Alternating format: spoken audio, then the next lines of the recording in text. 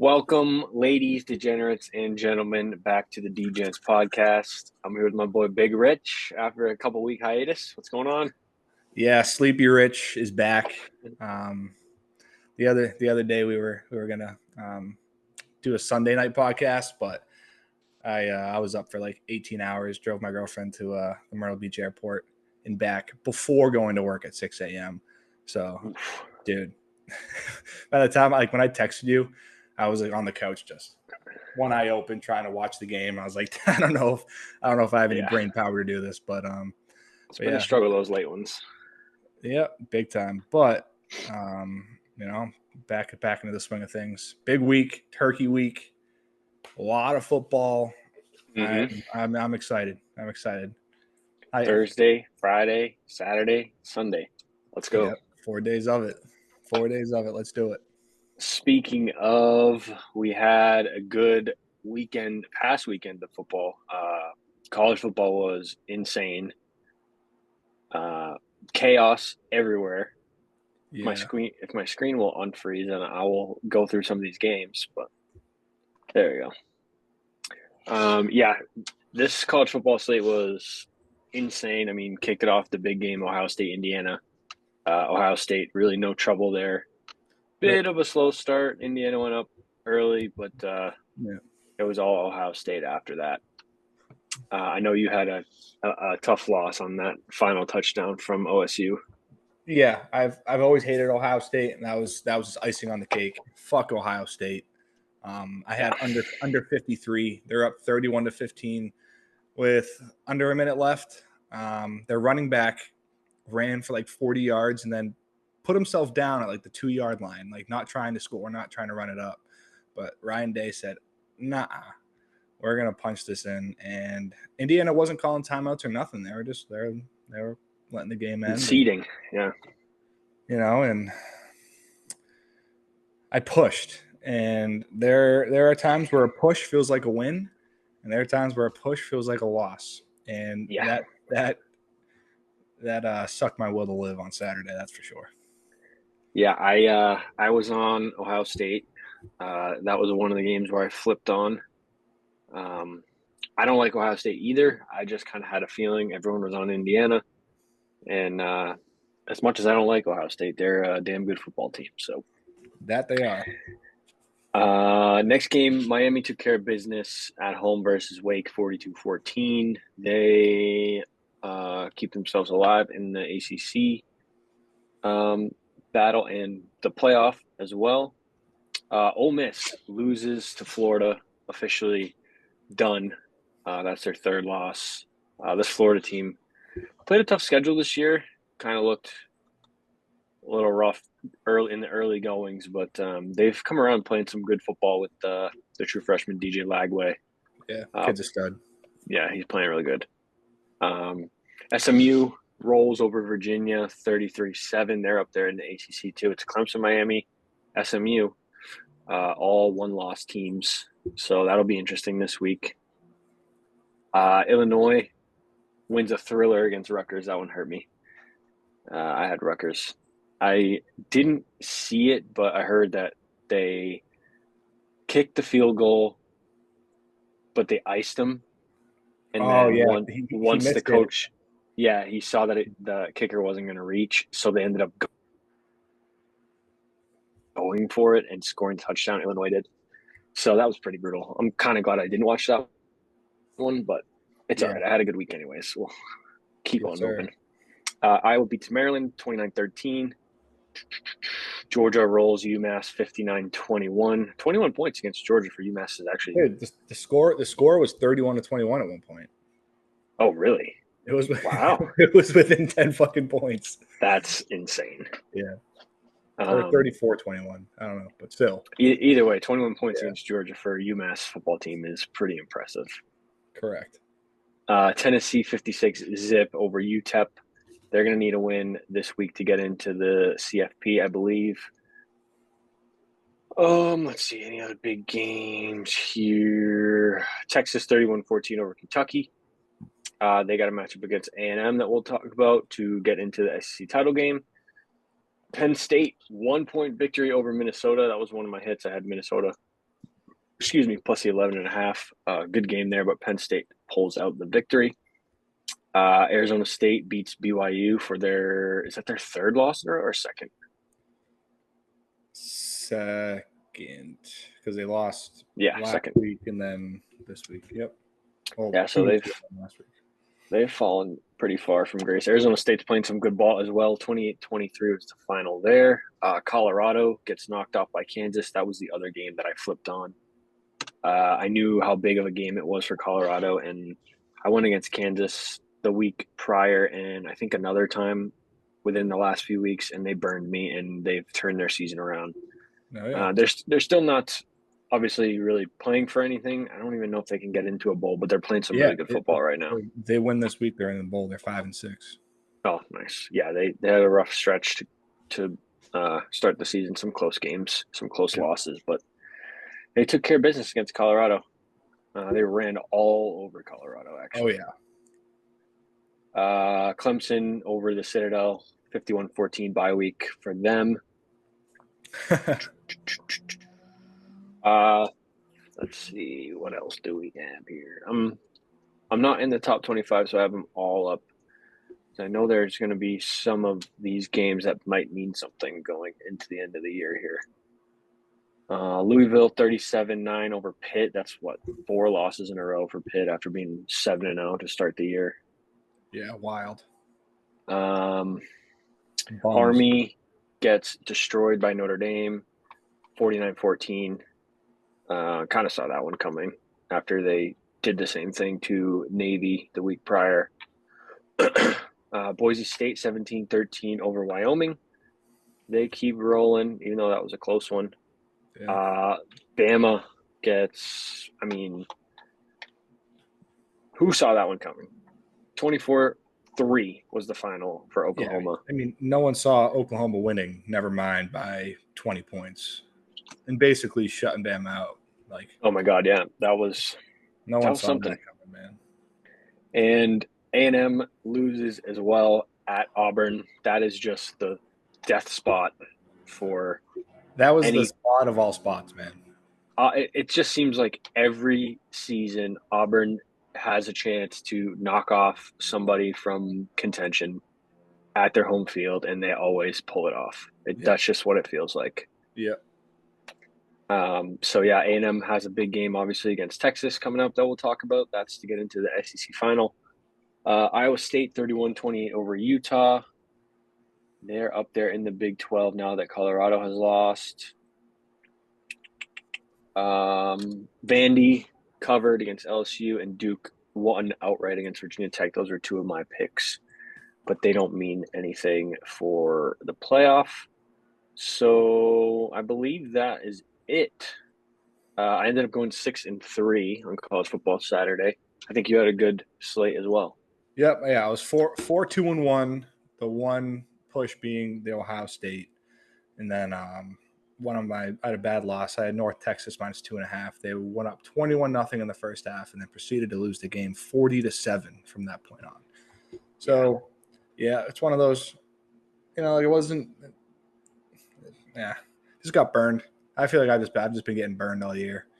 It happens. UAB a few weeks ago. What game was it? Oh, San Jose State against Boise State the week before this past one. Yeah, that was a lot of people got burned on that one. Yeah, that one was bad. It's just, you hear that? No, I didn't. The cats are beefing. Oh boy. Yep. Yeah, Shannon's home right now, so I'm taking care of all these assholes.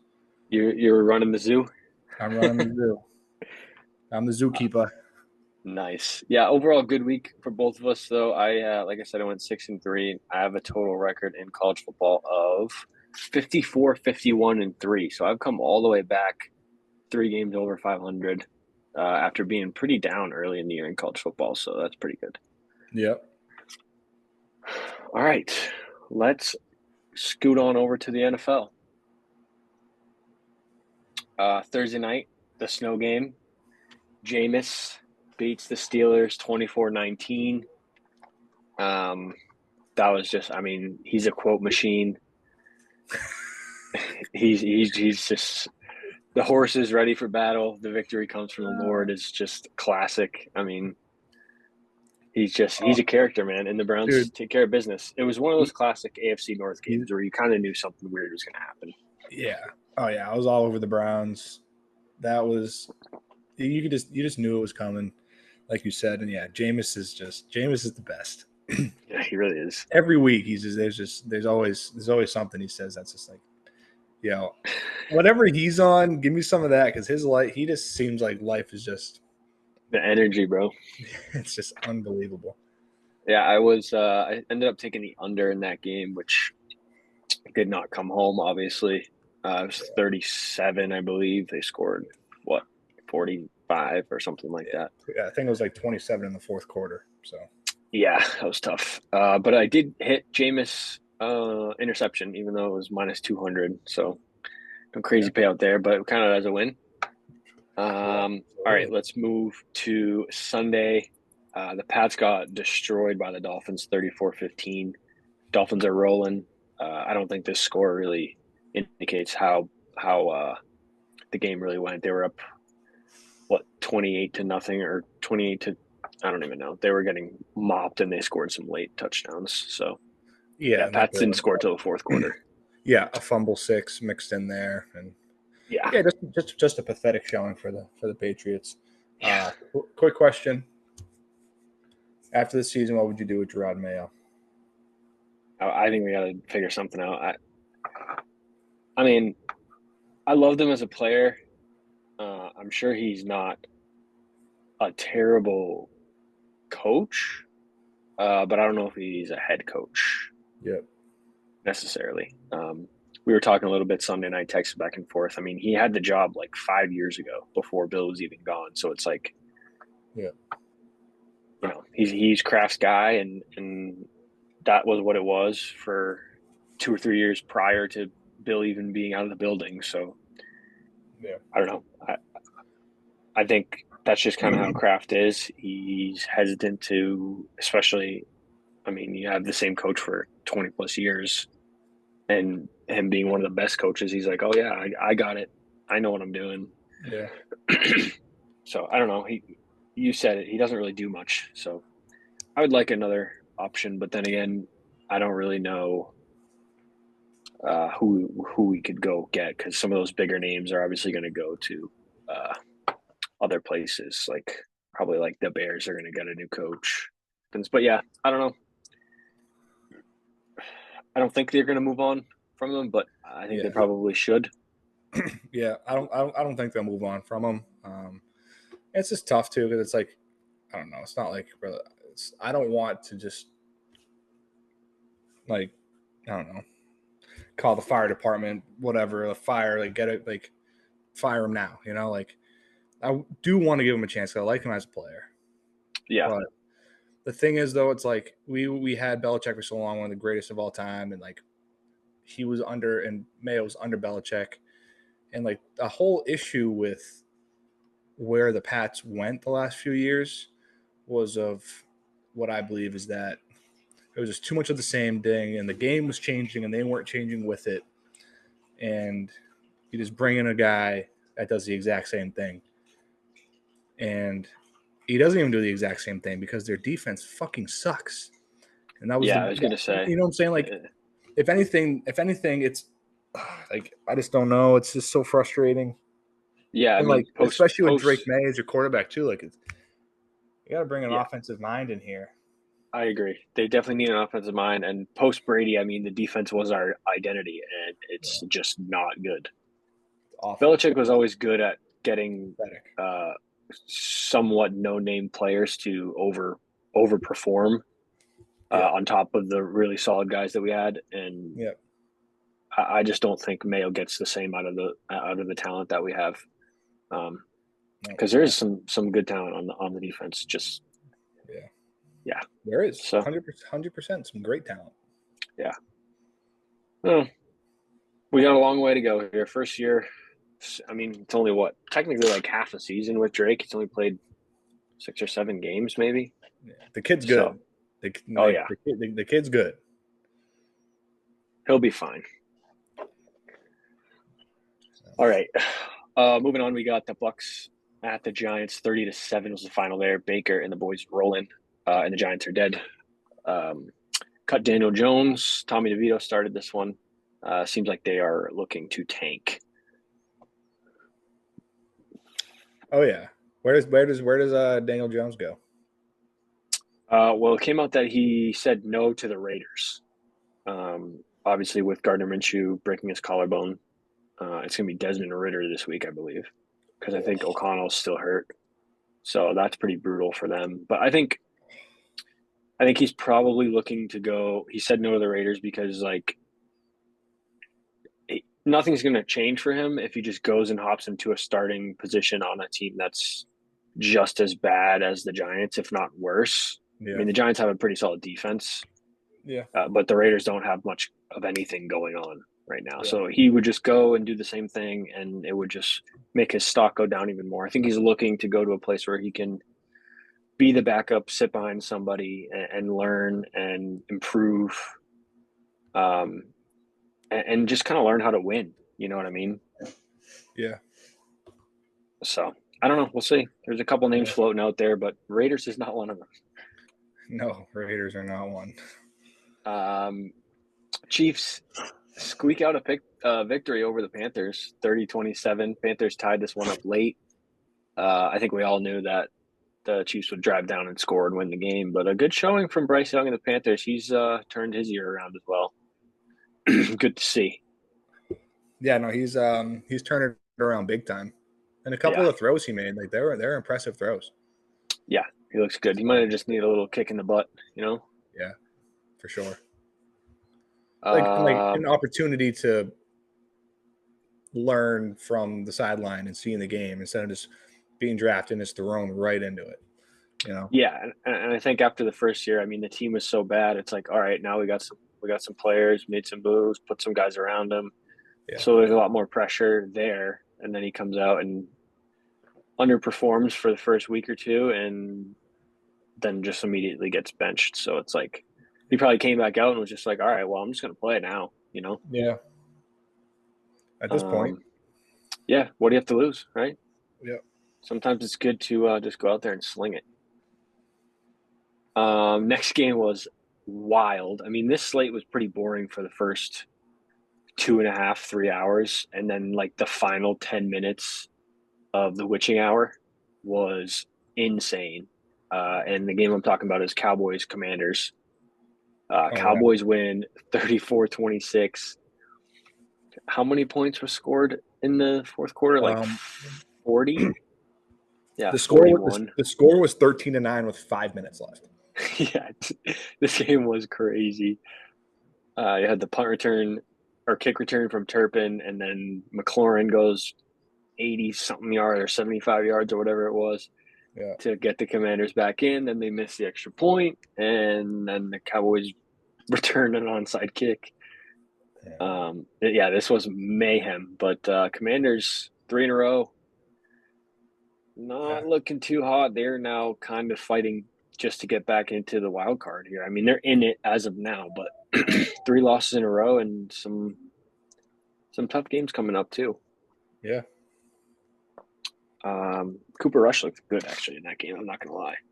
Yeah. Not an awful backup. No, definitely not. And Commanders is a good spot to go out there and have a good game as well. They don't have the best defense. Yeah. Correct. Next one was crazy. Another divisional matchup in the AFC South. Titans 32, Texans 27. This game was insane. Titans kept fighting though, and they pulled out a victory, and the Texans continued to stumble along.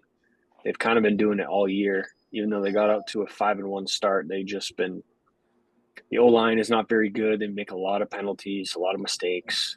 Yep. Stroud doesn't have much help, even with Collins back.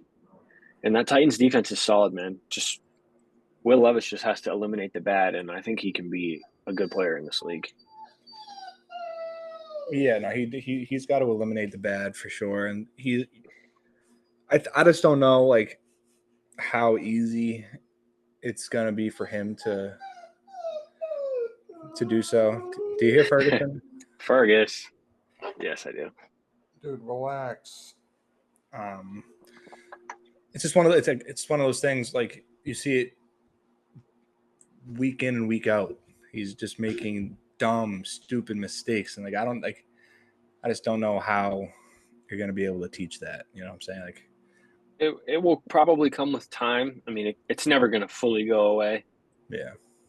But I mean, when the kid makes good plays, like they're really good. He throws some really Oh, good balls. yeah. He's got the I mean, arm. I'm gonna say that kid's got all the arm talent in the world. Yeah, and he can move It's just, too. He'll do it with his yeah, legs if he has to. yeah. This just the cerebral part of the game is coming a little slowly for him, but Yeah. is what it is. Texans another team now, 7-5. They're gonna have to fight and claw their way to get in. Yeah. Lions take care of business against the Colts, 24-6. That was a late ad for me after we did the pod on Wednesday. Purdy was still going to play for the Niners, so I scratched the Niners after he got announced out, and I decided to take the Colts, which was just a terrible idea. Anthony Richardson, just this guy, I can't. It's not. I didn't think that was a terrible idea. No, but they just couldn't do anything. I mean, they it's actually played good defense against this electric Lions team, but they just couldn't score. Couldn't score. Lions are 10-1. First time they had 10 wins in back-to-back years in I forget what year it is, but it's like over 50 years, I'm pretty sure. And forever. Actually, I think it's franchise history. It's the first time they've had back-to-back 10-win seasons. Oh man, that's just wild to me. The Pats did it for 16 straight years. Yeah, I know. Well, we're a little bit different. Vikings Bears was actually a good game. Vikings had control of this one the whole way. Bears end up tying it up late. Touchdown, onside kick, touchdown 2-point conversion, recover the onside kick, force OT, and then the Vikings win in overtime. That's just the most Bears way to lose in the history of football. I mean, they do it. They find new ways to lose every week, it seems. Yeah, they lost. They got the field goal blocked the week prior, and then this week they lost. It's great. I love Big Cat. I think he's like my favorite Barstool guy. Like that podcast is great. All those guys, but it just brings me so much joy to watch him just so pissed off. The roller coaster is the best, and it just brings joy to me to watch Big Cat miserable as a Bears fan. Yeah, I love those guys too. It's brutal. It's a brutal existence he has for sure. Yeah. Oh, big time. But I mean, Caleb Williams played well. Yeah. No, he looked good. I mean, yeah, still those rookie mistakes. He took a brutal sack. I forget the situation exactly, but it was yes, I know what you're talking about. Yeah, it's just brutal. You can't. It was in overtime. I think it was you just can't make that. Yeah, took him out of field goal range, right? Took him out of field goal range, and then it was it's one of those things. That's a rookie mistake right there. Yeah. His talent is unmatched in this draft class, I believe. I think Jaden and Drake May are very, very close on a talent perspective. It's just as soon as he can figure out, this I've said it a few times, the cerebral part of the game. Knowing the situation, knowing what you can not do. 100% can't do this. Yeah, that's another thing that will come for sure. I mean, he's just trying to make the hero play all the time, which is sometimes the wrong play to do. Oh yeah, 100%. All right, that's the 1:00 slate. Let's go to the 3 games in the late slate, and we'll start with Broncos Raiders 29-19. We mentioned Minshew broke his collarbone late in this one. Broncos are rolling. They are 7-5 in the playoffs as of right now. Bo Nix is making a case for Rookie of the Year. He's playing really well, and they take care of business in Las Vegas. Yeah, no, that was tough. I had a good game by the Broncos. Bo Nix looks a lot better as the season's gone on. I had the Raiders. It was 5.5, down 10. And I think it was Trey Tucker who caught that pass in the game, and he was 3 inches short of the goal line. Mm. And then they ran a play. Ritter got sacked, and then they didn't even like rush to the line of scrimmage to run another play. Game over. That was a tough one, but probably I had a tough day in the NFL on Sunday. That was not my best day. Yeah, I was on the Broncos there, so that was a good one. A much needed win. I think I went 1-2 in the early slate. So yeah. Bucks was the one I had in the early slate, I believe. Niners Packers, no Purdy, and the Packers destroyed the Niners 38-10. Niners looked all out of sorts without Purdy behind center, and the Pack ran over him. Yeah, Jacobs with 3 touchdowns. Yep. The Packers, I mean, they took care of business. They did what they had to do. I was on the Niners there too. I thought the Niners coaching and their scheme would be enough to cover 5.5 points. Outside of Purdy, and I don't even think Purdy is necessarily a top 5 quarterback in the NFL, but like outside of Purdy, there's still talent loaded on that roster, And I just figured that they would be coached to be able to cover that spread. But dude, the Packers rolled, absolutely steamrolled. Yeah, I scratched that as soon as I heard about Purdy, and I don't think I would agree with you. I don't think he's a top 5 quarterback, but I think he is the motor of that team on offense. Yeah. He does the right thing and allows the talent around them to succeed. So they'll need him back, and they have to go on a run now because they're 5-6, bottom of the NFC West. Which we'll talk about the next game, which is Cardinals Seahawks. Seahawks beat the Cardinals, who were leading the NFC West, and now the Seahawks are leading the NFC West. Seahawks are 6-5. Yeah, 6-5, and they knocked the Cardinals down to 6-5. Obviously, they have the tiebreaker now. 16-6 was the final there. That was an ugly game for a matchup that you would assume would be a lot more exciting, but another tough one. I was on the Cardinals in that one. This couldn't get it done in the red zone. Or even on when they got into the Seahawks side of the field. Dude, you know what drives me nuts is when Trey McBride has 12 catches and 130 yards. He hasn't scored a touchdown all year. Yeah, they get into the red zone and he's just invisible.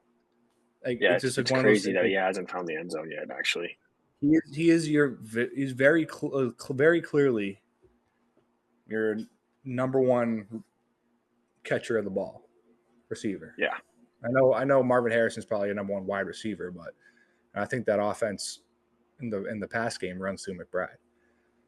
And for him 12 for 133 is what for him to not have a receiving touchdown at this point of the season is insane. Absolutely insane. I bet him to have 10 touchdowns this year, so that shows you how I feel about that one. No, I don't think he's going to get 10 in the last, fucking 6 games. 5 weeks? Yeah, whatever it is.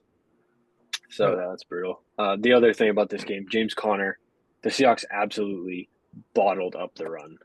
I think they had 49 total rushing yards. James Conner had 7 carries for 8 yards. So Seahawks absolutely bottled up the run. Yeah. Forced Kyler to throw it, and they could not get it done in a one-dimensional offense. So good on the Seahawks. Yeah. Sunday night was a pretty good game for a little while. And then Saquon decided to be Saquon. All-time Eagles rushing record in a single game. 255? I mean, this dude is ridiculous. Yeah, that's insane. I mean, he's now plus 500 to win the MVP on DraftKings. Yeah, and I mean, I think that's warranted. I mean, I think he should be in the conversation for sure. I know that it's usually a quarterback award, but this dude is fucking balling out. Yeah, I mean, if they don't have Saquon, they're not in the position they're in. Not even close. Yeah, not Nick. 20, No way. 26, 255, 2 touchdowns. And Hurts only threw the ball 22 times when you have a guy like that. Yeah. So, Eagles 37-20 over the Rams was the final there. Matthew Stafford was getting eaten alive all night long. It's kind of tough to watch. Yeah. And then last night, Monday night, the Ravens outdo the Chargers 30-23 in the Harbaugh Bowl. This Ravens team's really good. They've had some tough losses. Lost to the Raiders, which makes no sense. But they're 8-4. And with the Steelers losing on Thursday night, they're still in it for the division as well. So, yep. Henry 24 for 140. Lamar had 2 throwing TDs. Just a sound team. They played pretty good defense too. Herbert took care of the ball, but the Ravens are they're just good everywhere, man. Yeah, and that's it. Ravens are really good, dude. They're plus. I think they're plus 750 to win the bowl. And we got a banger of a game coming up. Once we get to the NFL, Eagles Ravens potential. I know we got the Lions and I know we got the Chiefs, but I mean those two teams are really, really good. We could, I could see that being a Super Bowl preview. Yeah, what a elite Super Bowl that would be. Yeah, and it's going to be a great matchup this weekend. Yeah, but that is last week in the NFL. Let's get into some picks here. We're going to start in college as usual. Yes,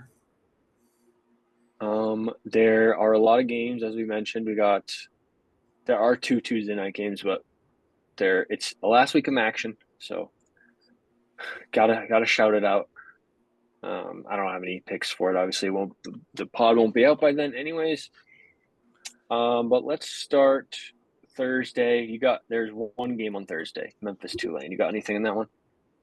I lean Memphis. It's not an official play as of right now. I'm sure after a couple of adult beverages and some turkey on Thursday, I'll probably add it. But I lean Memphis plus the 14. All right. Yeah, I will find a way to get on it on Thanksgiving after a couple NFL games. Yeah. I got one play on Friday, and it is gross. Actually, I got 2 plays in the same game.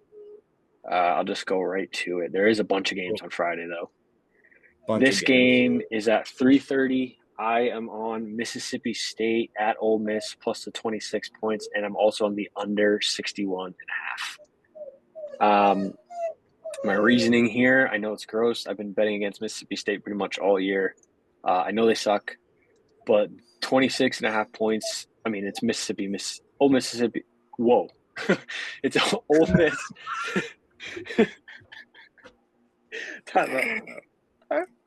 Oh, God, I don't even know what I just said. It's Ole Mississippi.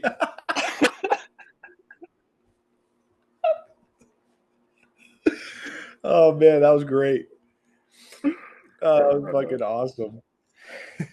Oh, God, I need a breath.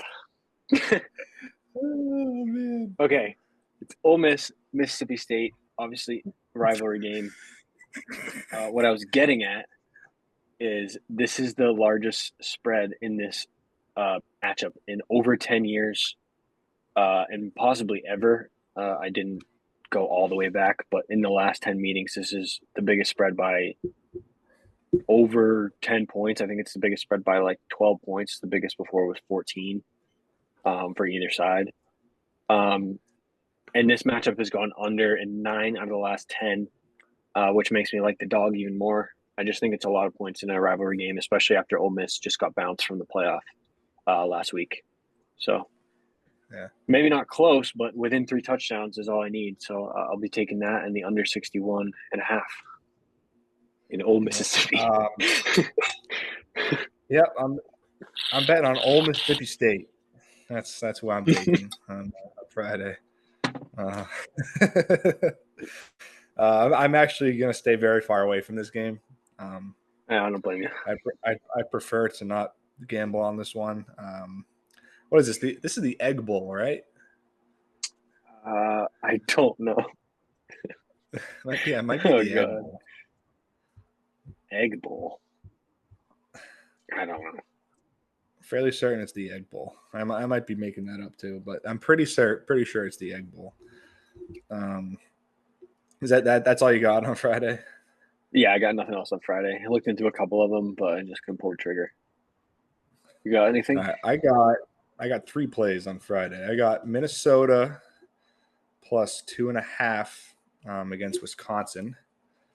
I don't know what the Yeah, line is on DK. I'm gonna pull up DK right now. I have it's 2.5 on MGM. DK, it is also 2.5. Okay. 2.5. Okay. Pretty much anywhere you go, actually. Yep. I'm going to take Minnesota plus 2.5. I just think overall this season that they've been the more impressive team. I know this game is at Wisconsin, but Minnesota and PJ Fleck get it done. In my opinion, so I'll be on that side of things. I would like to get it at 3 if possible. I might wait a day or two to take it. Yeah. But we'll see. We'll see. I might buy it to 3, but I leaned that way as well. Yeah. But I'm scared to bet on this game because I've been betting Wisconsin a few times in the past few weeks, and they burned me either way. So I feel like this is the spot where I take Minnesota, and I finally stop taking Wisconsin, and they figure out a way to fuck. Yeah. No, I feel time before the season over. So nothing. Yeah, that's how I feel about a few teams. But I haven't bet on Minnesota all year, dude. Sorry, I was petting Ferguson and I scratched my eyes, and my eyes are so MFing itchy right now. But anyway, I'll be on. Yeah, so I'm on Minnesota. San Jose State -3 against Stanford. Stanford is ass. San Jose State kind of screwed me over 2 weeks ago against Boise State, but I'm trusting them. I believe this is a home game for them against Stanford. But I mean, Stanford's driving an hour down to San Jose to play, so not really too much travel for Stanford there. But I'll take San Jose State -3. In Georgia, dude, Fergus just ripped ass, bro. That's what he thinks of your picks. Yeah, dude. Damn, Ferg, you tell me something. Should I fade myself this week? Damn, dude. Maybe he's got to poop. Maybe that's why he's whining. Probably. But my last play on Friday is Georgia -19.5 against Georgia Tech. I think Georgia rolls, absolutely steamrolls Tech. I think they're probably out in the college football playoff. But if they win, Georgia? No, Georgia's not out, right? No, they have two losses. They're definitely not out. I'm saying like if they got to win this game and then the SEC championship, and it's guaranteed they're in. If they drop one of these next 2 games, they're out. So I think they are on a mission, and the ACC blows, and I think Georgia's going to steamroll. Yep. All right.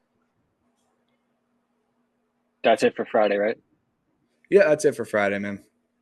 All right, let's go to Saturday. I got an early one here at noon. I'm taking the over 43 in Michigan, Ohio State. This game has gone over 10 times out of the last 10 meetings. So I think that's a pretty good trend. I'll take the over. Yeah, absolutely. That's a solid trend. I'd back that. 10-0. Yeah. Do you have anything else at 12? Or is that it? Yes, I do. I'm on Kansas -1.5 at Baylor. We talked about it. Kansas playing some good ball. That is a nooner. Okay. Yeah, Baylor's won this matchup 10 in a row, but they have not covered in any of those 10. So they're 10-0 straight up, 0-10 against the spread. And Kansas has been an underdog for the majority of, if not all of those. Now they are favored by 1.5. So I'm going to take the Jayhawks -1.5.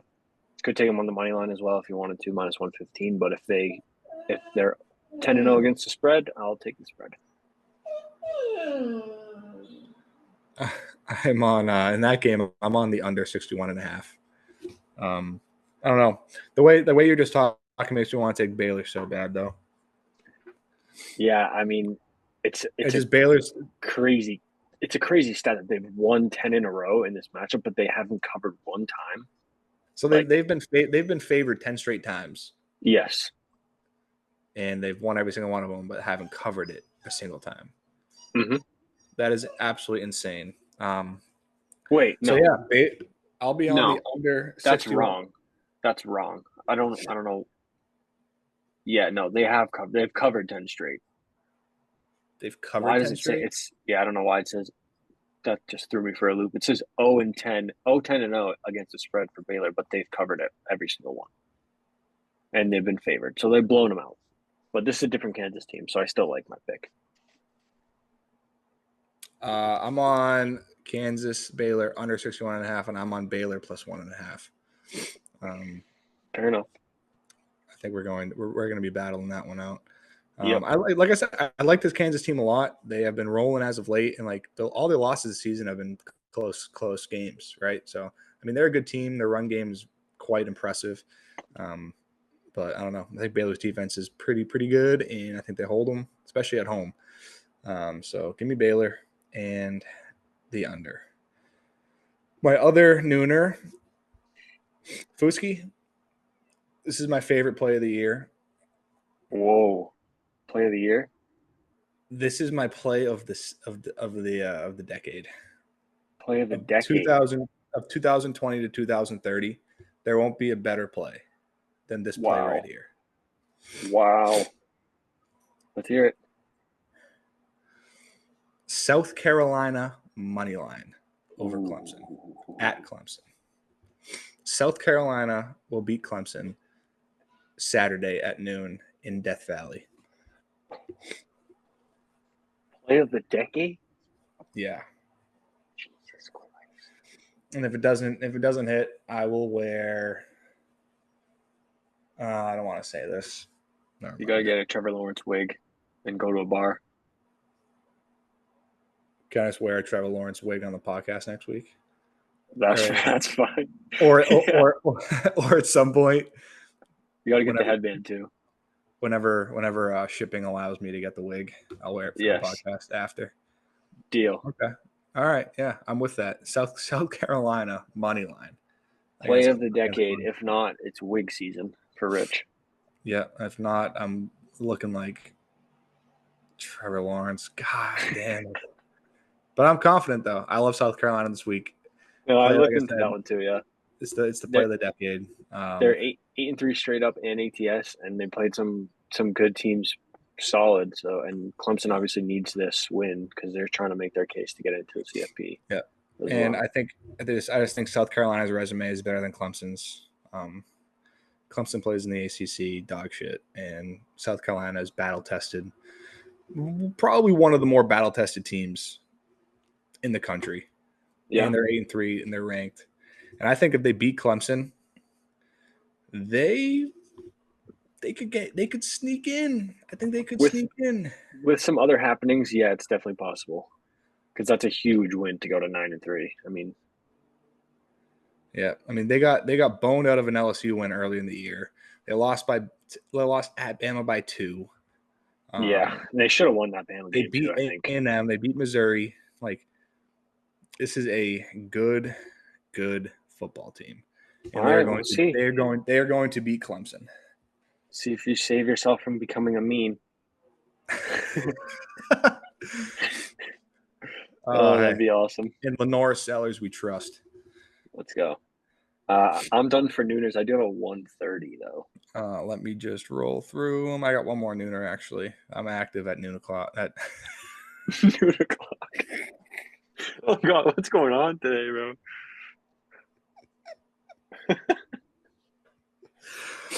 Oh man. Oh man. Noon is an active slate for me on Saturday. There you go. There you go. Fixed it. UMass plus 10.5 against UConn. Give me the zoo. Wow. I think I'm gonna make this a thing. I'm gonna bet on UMass every year in this matchup. Okay. Let's You go. know, fuck Connecticut. Massachusetts is the alpha. Connecticut's the beta. UConn is the better football team. I can admit that, but UMass will cover Yes. 10.5. UMass will cover the 10.5 points. All right, let's go. And I think that is it for me at noon. I got a 3 and then 7:30. Okay, yeah, I have a few in here. I got some like mid-afternoon games, like 4 or 5 of them, I think. Okay. And I'll start at 1:30 Yeah. with Eastern Michigan plus Ooh. 7 at Western Michigan. I know I'm getting gross here. Getting greasy. Yeah, 7 point, getting 7 on the road. Obviously, rivalry matchup. Two East Michigan versus West schools. Bowl. Yeah.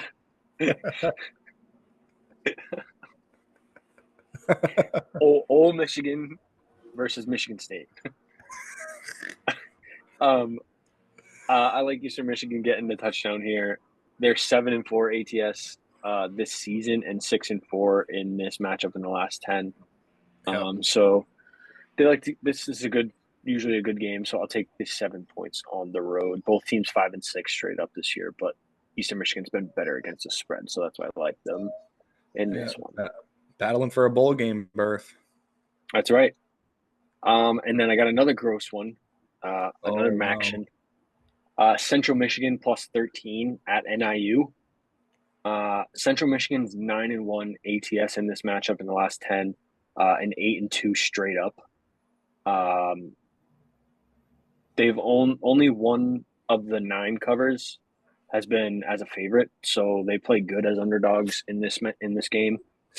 And NIU really, I mean, obviously they had that crazy win at ND, but they haven't been like world beaters. I mean, they didn't even really put up a fight to win the MAC, so they're not that good. They lost to Miami of Ohio last week. I think 13 points is too many in this game, especially when Central Michigan has a 9-1 ATS record in the last 10. So yeah, man, you're let's getting go. gross. You're getting gross, but I love it. I'm getting gross. There's a lot of data on a lot of these games because it's end of the year rivalry games, stuff like that. So yeah, I'm going off the numbers, even though I never bet on action. I mean, unless it's Tuesday or Wednesday, but I got 2 mixed in there in the afternoon on Saturday. And then I got a 3:30. So I'm into 3:30 now. I'll start. I think I got 2 3:30s.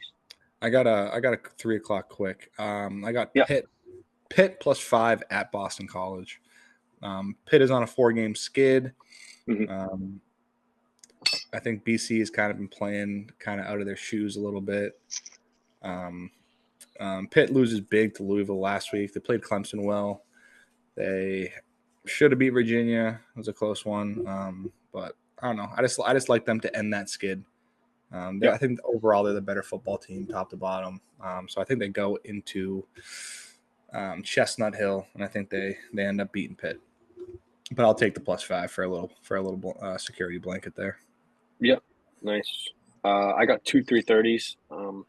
Starting with Rutgers. They're at 2 right now. They're at Michigan State. They're getting 2 points. I'll be buying it to 3.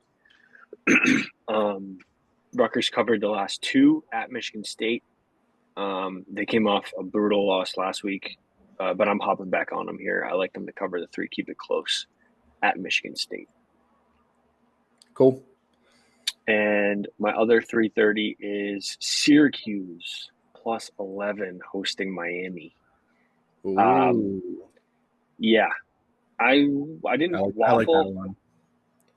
Yeah, it's 10 points. You're getting it's almost at 11 now. It's at 10.5. Yeah. You're getting almost 11 points for an 8-3 team at home.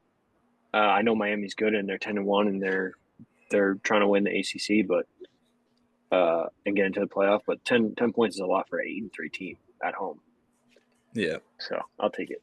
Yeah, and I mean, and Miami's had a few like couple hiccups. You know, they should have lost Virginia Tech. I think they should have lost to to Cal Cal. too. Yeah. They only beat Louisville by 7. You know, so I mean, they've had a couple of close games and end up losing to Georgia Tech. So I think, their last 3 games on the road were Cal, Louisville, and Georgia Tech. So I think, like Syracuse is probably the second best, probably the second best team out of those. I think Louisville's probably better than Syracuse. Yeah, Louisville's solid, but still in the Carrier Dome, we'll take 10 points. Yeah, man, absolutely. Calm accord, roll. Either. But yeah, no, I like Syracuse. That was an almost play for me. It might still be, but we'll see. I'm done till 8:00. Actually, I don't have any 7s or 7:30s. I got a 7:30. I got Iowa State -3. I know preseason we took Oklahoma State to win the Big 12. That was awful. It took them over the wins. That was awful. They are very, very bad. They are a very, very bad football team. They're terrible. But I was big on Iowa State before the season. They were my second favorite team to win the Big 12. I wish that I ended up taking them. But, you know, this is a big game for them. Kansas State has put up a couple duds this year. Mm-hmm. And Iowa State has put up a dud or two. They lost 2 in a row, but, you know, I like Iowa State in the spot. They're at home. Just win the game by a field goal, go on and play in the Big 12 championship game, and potentially get a playoff berth if they win that. Yeah. Well, not potentially. They will. They will get one if they win the Big 12. Oh, yeah. Yeah. Oh, yes, they will. You got 4 teams at 6-2. So, I mean, I think if they win, they should be in the Big 12 chip. But we'll see. Yeah. Anything else before 8:00? That is it for me in college football. All right. My last play is actually 2 plays again in the same game. I'm taking Marshall +3.5 at JMU. Marshall is 9-1-1 against the spread this season. And they have the same straight up record as JMU, 8-3. Yeah. I'm also going to take the under 52.5. The under is 2. Yeah. They've only played each other twice, these 2 teams. Both games have gone under. And then overall in the season, they're 14-8 to the under combined record, these 2 teams. Ooh. So Marshall plus the 3.5 keeps it close in a low scoring game under 52.5. Word. I like it. And that's You're double dipping in 2 games this weekend. I am. The double dip is a scary it's a scary dip. Yeah. Well, you could also go 1-1 and just act like it never happened. So let's hope that happens in at least one of them. Or maybe go 2-0. You could. All right, that's it for college football. Let's go. I think I had a total of 8 plays. Yeah, 8 plays for me. Some of them pretty gross. I got 1, 2, 3, 4, 5, 6, 9 plays for me. So nice. Yeah. Sweet. All right, let's move on to some Turkey Day football. The NFL Thursday, we've got 3 games. Speaking of gross, Lions host the Bears. Lions -10. Total set at 48.5 here. I bet the Colts last week. Thought they could keep it close. I'm taking the Lions -10. I think this is a sleepy spot for the Bears on Thanksgiving Day. I know it's a divisional game, but the Lions are just really good, and the Bears are 0-3-1 ATS on the road this year, and they have not won a game on the road straight up. So give me the Lions -10. Take care of business. There you go. I like that one. I like that one a lot. I like it so much that I'm going to go with the Bears +10. Saw that coming. I'm not necessarily my favorite play of the week. It's just one of those things. It's like the Lions, they're not going to beat every team this season by 40 points the rest of the year, right? Divisional matchup, Turkey Day. The Bears last week played pretty solid. I think this game's going to be closer than what people may think. I wouldn't be shocked if the Lions win this game by 10 to 14 points, but I think the Bears keep it relatively close, and hopefully they cover that 10 number. I got to play in every single one of the Turkey Day games. I have two. I couldn't find myself. It's tradition. It's tradition. You got to. All right, I'll find something to do then on this next one, because this is the one that I laid off of. It's Giants at the Cowboys. I mean, there's one play that you take in this game, and you just take it without thinking. And that is? The under 37.5 points. We're gonna watch the Lions and the Bears. It's gonna be, I think, hopefully a really good game. We're gonna eat Thanksgiving dinner, right? And then we're gonna be rolling into this game. You're gonna be tired. You're gonna be sleepy. And what better game to miss in a Thanksgiving nap than the Giants and the Cowboys scoring 16 combined points? So, holy shit. I didn't have a play here. I'm not going to take the under, though. I'm going to lay it with the Cowboys. I actually had it written down as I was going through, and I was like, nah.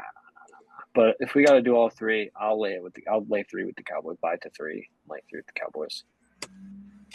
Cooper Rush played pretty good last week.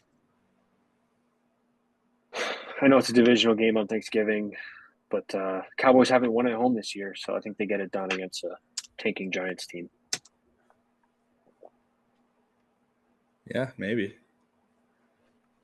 I don't like the under. Maybe under 37.5. Let's get it. And I'm just to be clear, I'm only putting the Cowboys in because Rich said it's tradition. So if my keyboard would work, I'd be fucking sick too. Can't even type it. All right, let's go to the next game while I try to figure out what's going on with that. Yep. Miami at Green Bay. Packers favored by 3, total set at 47. I do have a play in this game without being forced to have one.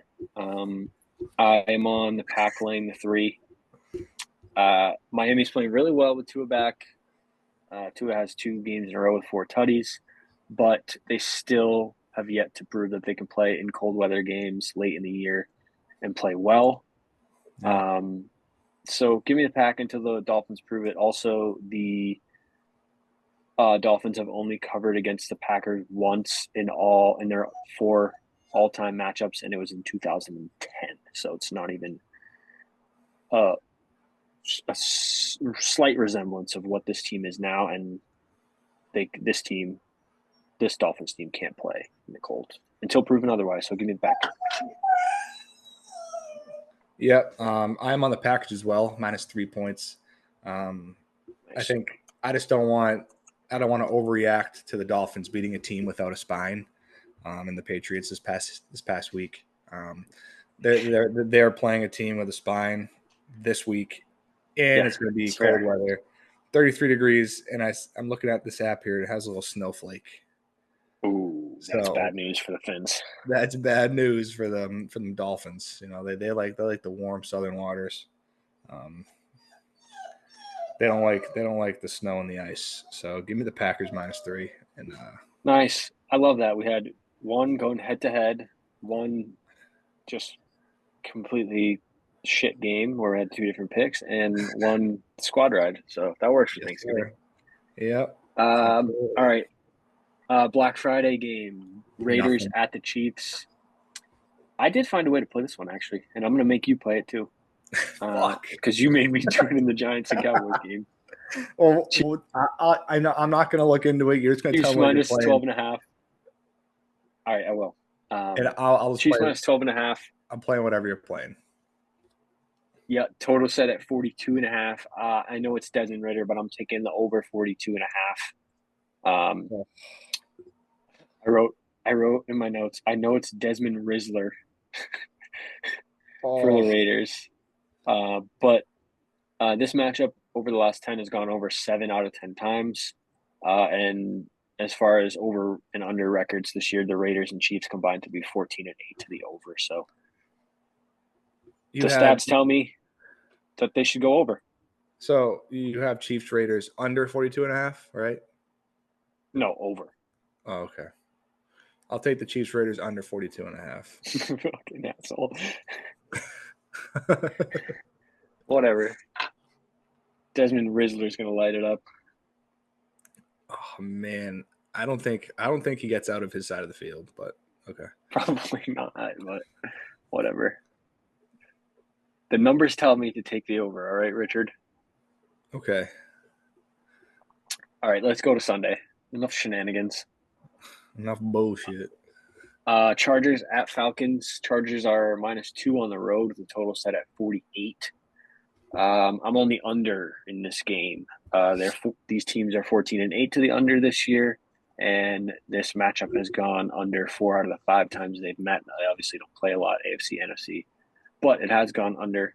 I also lean toward the Chargers covering. They're 7-4 this year. Actually, the line just moved to 1 point as well, not 1.5. But every game the Chargers have won this year, they've covered. Every game they've lost, they have not. They covered in 7 games as favorites, all 7 of them. So yeah, I lean toward the Chargers as well, but I'm taking the under 48. Cool. I got nothing in this one. I am all set in this game. Should be a good game. It's definitely a game I want to watch for sure. But yeah, I'm all set. Yeah, I've also gotten burned by the Falcons too many times. I think the Chargers will pull this one out though. Yeah. Next one, Seattle at the Jets. This is also basically a pick 'em, Seattle -1, which I still don't know how the Jets are getting these fucking lines every week. At least they're not favored this time, but Jesus. Total set at 41.5. I got nothing here. Everyone's going to be on the Seahawks. Everyone's going to be on the Seahawks, which makes me want to go the other way, but I can't bet on the Jets. That is exactly my thinking. Jets at home. Seattle's traveling across the country. I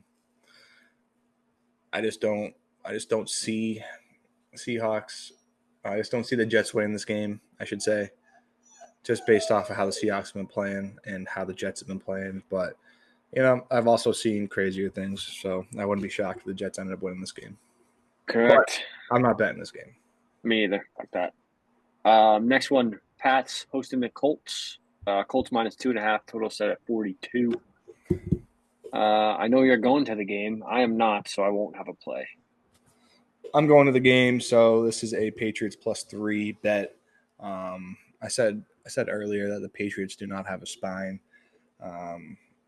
Hopefully they gain a couple vertebrae before Sunday, so I can actually watch a competent football team play. My hopes aren't too high in that department. I'm kind of just going because it's fun to go to a Patriots football game. It's always a good time. So going to enjoy myself and hopefully watch the Patriots win a football game. That'd be cool. Yeah, the Patriots may not have a spine, but apparently Jonathan Taylor doesn't have fucking legs because he had 35 rushing yards on 15 rushes. So you should be fine. Yeah, it should be. I mean, Pat's rush defense blows, but yeah, we'll see. It doesn't matter. Jonathan Taylor doesn't have legs. It should be easy to tackle him. If you can't tell, I have Jonathan Taylor on my fantasy team. Yeah, I mean, I got him in guillotine. I know. Yeah, he's going off. I've felt your pain for a week. Yeah, it's tough. More than a week. Anyways, next game, Cardinals at the Vikings. Vikings -3.5.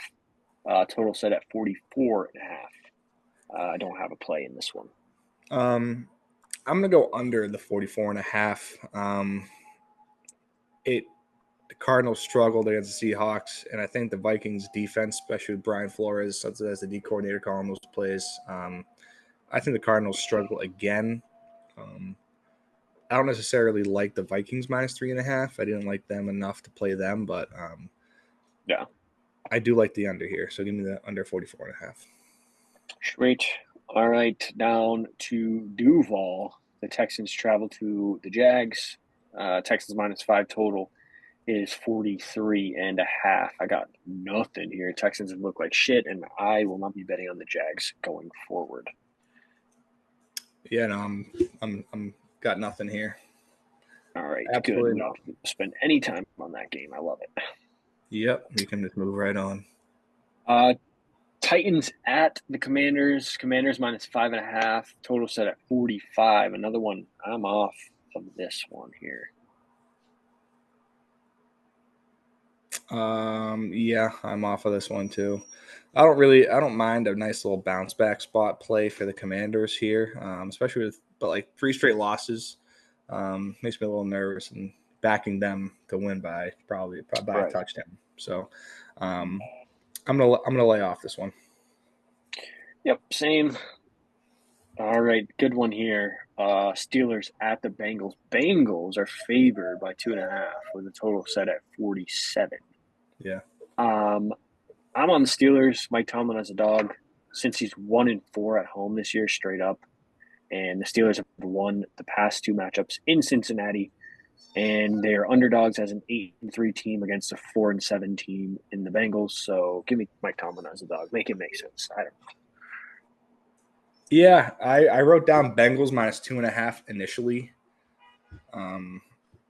but then like everything that you just said, I thought about in my head, and I was like, I can't bet. Like I've lost way too much money betting against the Steelers in every way, shape, or form. Except for last week I took the Browns, but still, it's just one of those things. I can't do it. Can't do it this Yeah. week. I'm gonna pass here. Divisional game, Mike Tomlin getting points. I mean, I usually am on that, even though I was on the Steelers under. I've come around after the first few weeks of the year, and I've been betting on them and been winning. So Yeah. give me them again. Yes, sir. Next game, that was it for the 1 o'clocks. We got the afternoon slate kicking off with the Rams at the Saints. Rams minus 3, total set at 49. Got nothing here.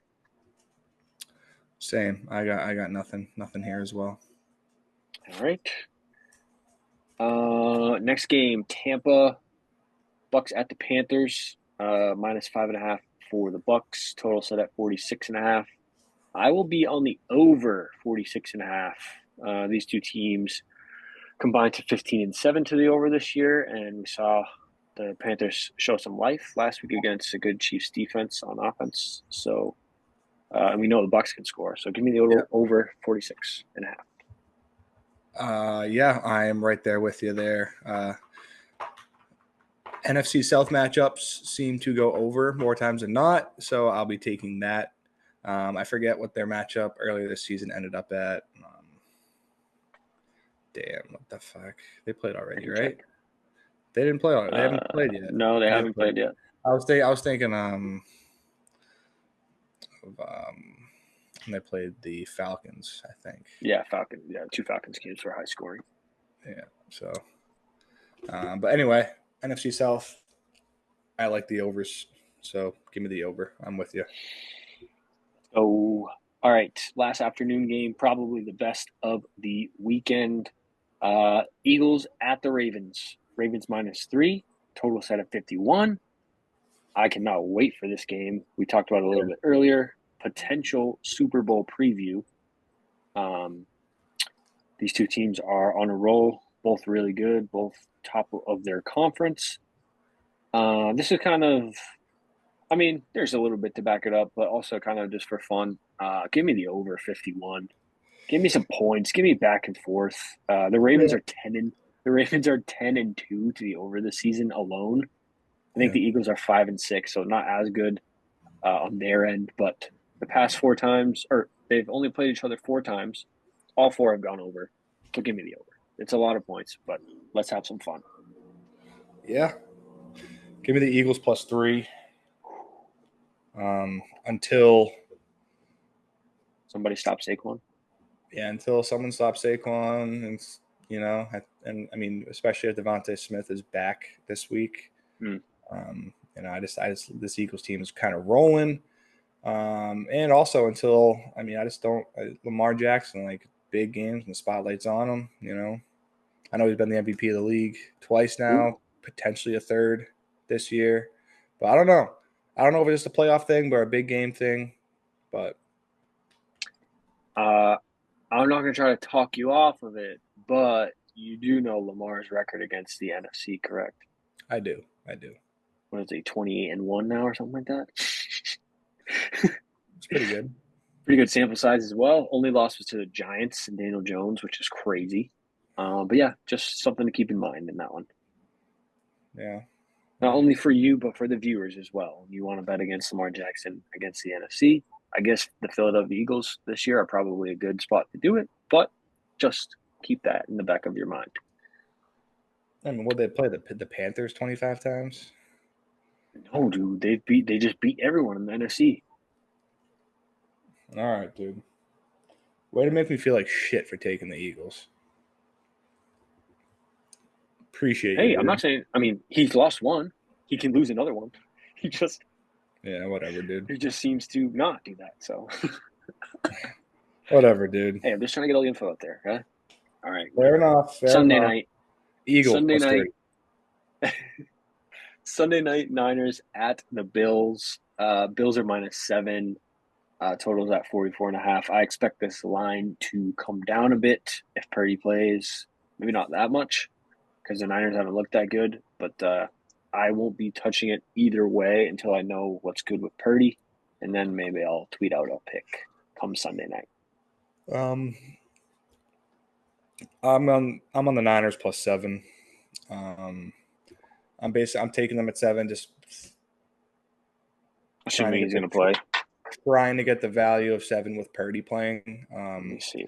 Listen, Niners are 5-6, dude. They gotta win. They gotta win this game. And if Purdy's even 75%, they're gonna put him in that game. So give me Purdy. Give me Niners and Purdy if he plays plus 7. If he doesn't, I'll still take a touchdown with the Niners. I'm reading right now. It said he threw today, some light throwing, and didn't have any issues. So on track early here Monday. Yeah. So yeah, I don't hate it. Just I don't know. I don't really trust this Niners team. And then quickly, we'll just touch on Monday night. I got nothing until Monday night, possibly. Broncos hosting the Browns. Broncos -5.5. Total set at 42. Kind of a stinker Monday night game. Boring. But also maybe good. Who knows? Yeah, I mean, I have nothing. I have nothing as of now. But Broncos been rolling. Jameis Winston is a dog, so I'm kind of torn here. We'll figure it out. We'll figure it out before Monday.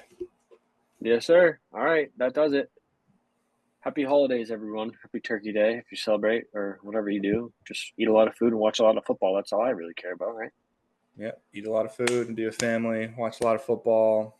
And yes, family too, obviously. Of course, have some cold beverages, whether they're full of good stuff or not good stuff. Which way you roll, just make sure they're cold.